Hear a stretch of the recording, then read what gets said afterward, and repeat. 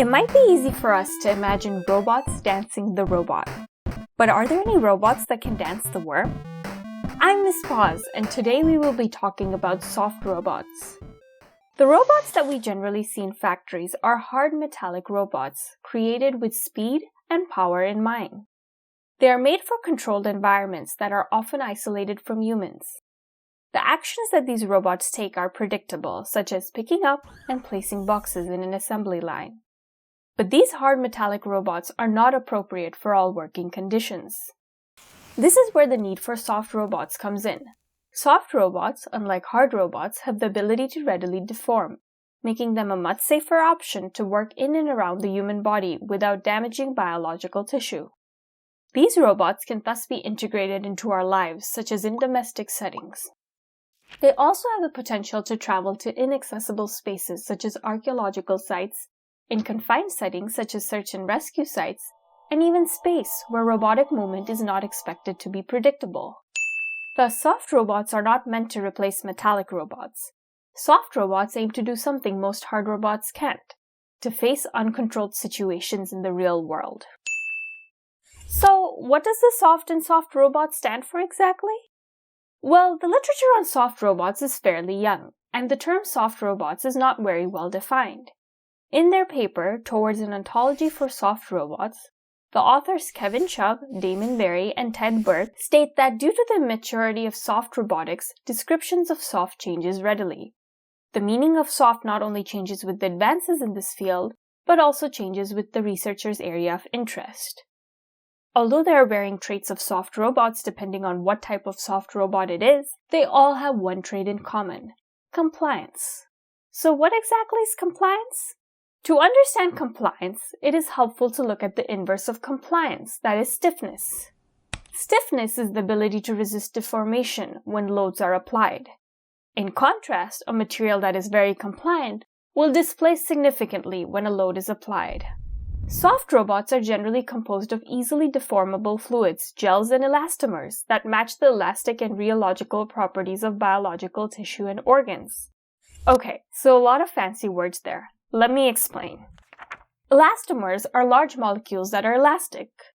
Rheological properties refer to the properties that determine the way deformation and/or flow occur in the material. So the deformation and flow of soft robots are similar to that of biological matter. Soft robots are soft, versatile, and fit for jobs that traditional hard robots cannot do. Most soft robot designs take inspiration from engineering, origami, and nature, such as the flexibility of an octopus and a caterpillar moving through treacherous terrain. Unlike hard robots, soft robots are not made to do the same task repeatedly. Think of animals, how they evolved to survive in a very unpredictable world and can do a range of tasks. The aim of soft robots is kind of like that, representing evolution in robots. As briefly mentioned previously, the applications of soft robots are based on three defining properties: physical interaction with humans, multifunctionality, and flexibility. Soft robots are safe for human interaction as their elastic and rheological properties are the same as soft biological matter, so they can be a game changer for fields like healthcare, where intimate human contact is essential. Perhaps in the future, they will be used for minimally invasive surgeries.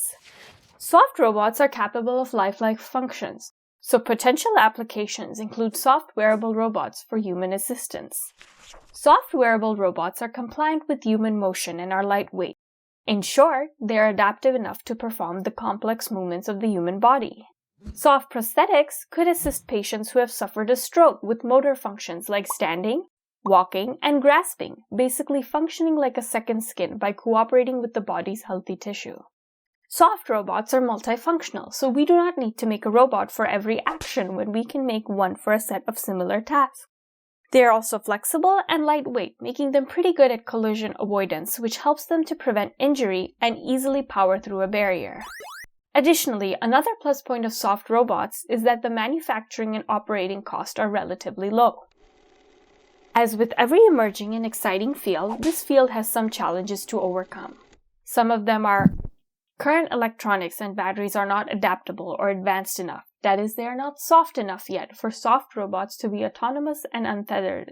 That is, they cannot determine actions on their own, as say an autonomous vehicle might. It is near impossible to simulate the behavior of a complicated soft robot in real time. It is not easy to find out what actions the robot should take to get the desired position. As the shape of the robot is not constant, a lot of computational power is needed to get even close to the answer. Soft robots are relatively less powerful and difficult to control.